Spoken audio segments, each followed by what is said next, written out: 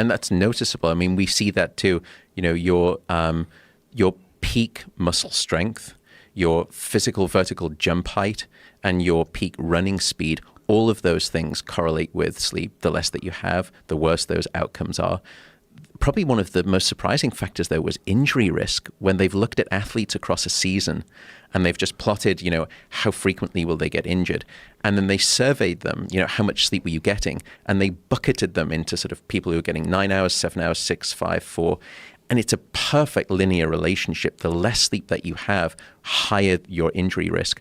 So people getting 9 hours versus 5 hours, there was almost a 60% increase in probability of injury risk during a season. Do you attribute that to exhaustion, or do you attribute that to a lack of recovery from the previous night's workout? Is it a combination of those things?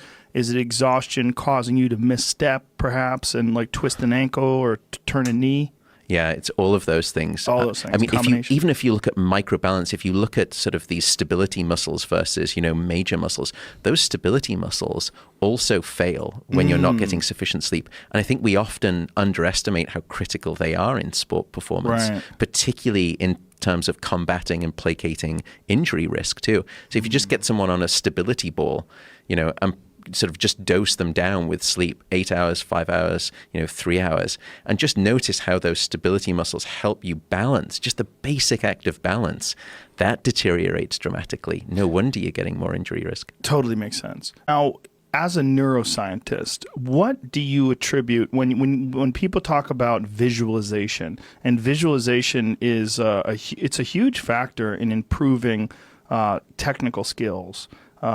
Specifically martial arts, which is I'm a big fan of, obviously. Martial arts, when you visualize, people who visualize, who sit down and like go over their body, going through the motions and doing things, those people perform better. They perform better. They learn quicker.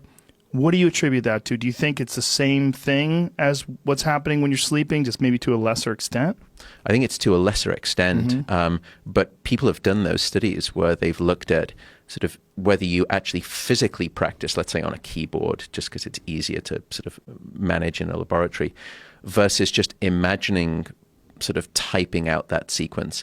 And just the act of physical visualization, of sort of imagination of that motor skill, it's about 50% as effective as physically performing it too. And it's 50% as effective, what I mean there is, in changing the plastic connections within the brain. Whoa. So even just visualization, passive play, as it were, still can actually cause a rewiring of the brain beneficially. Wow.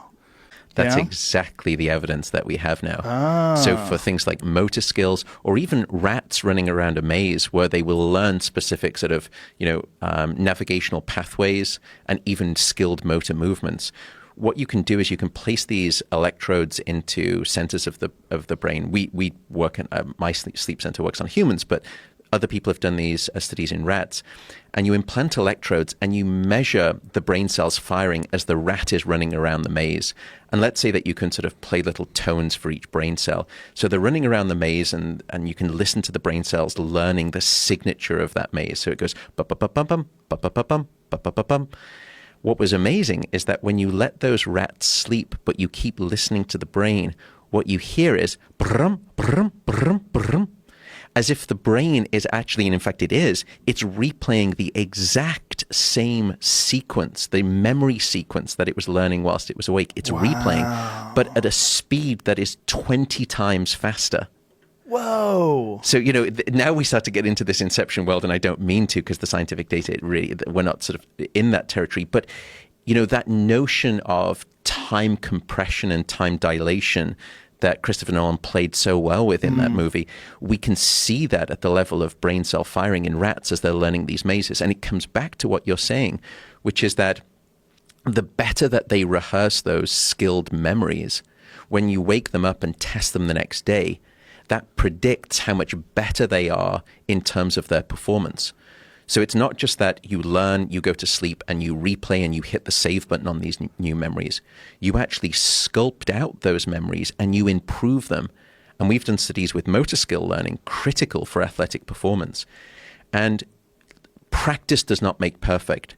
Practice with a night of sleep is what makes perfect, because you come back the next day and you're 20 to 30% better in terms of your skilled performance than where you were at the end of your practice session the day before. Wow. Wow. I mean, sleep is the greatest legal performance enhancing drug that most people are probably neglecting in sport. Wow. And not just for your physical performance, but actually skill learning. That's right. Skill learning, memory, and then also, downstairs in the body, all of the recuperative benefits. And you can flip the coin, by the way. If you're getting 6 hours of sleep or less, your time to physical exhaustion drops by up to 30%. So you could spend all of your time training for a 10-round fight, perfect condition, but then I put you on 6 hours of sleep the night before, you're now going to be physically exhausted by round 7 rather than round 10. It's we're constantly trying to hack the physiological system, especially in elite sports these days, because small fractions of a percent of gain can make a huge difference. Well, that sounds like 30%. Sleep That's is a monster. Huge, yeah. I mean, your time to sort of not just physical exhaustion, but the lactic acid builds up quicker the less and less that you sleep.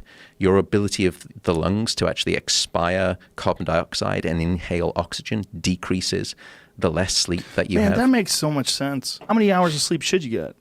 Somewhere between 7 to 9 hours. Once you get below 7 hours of sleep, we can measure objective impairments in your brain and your body.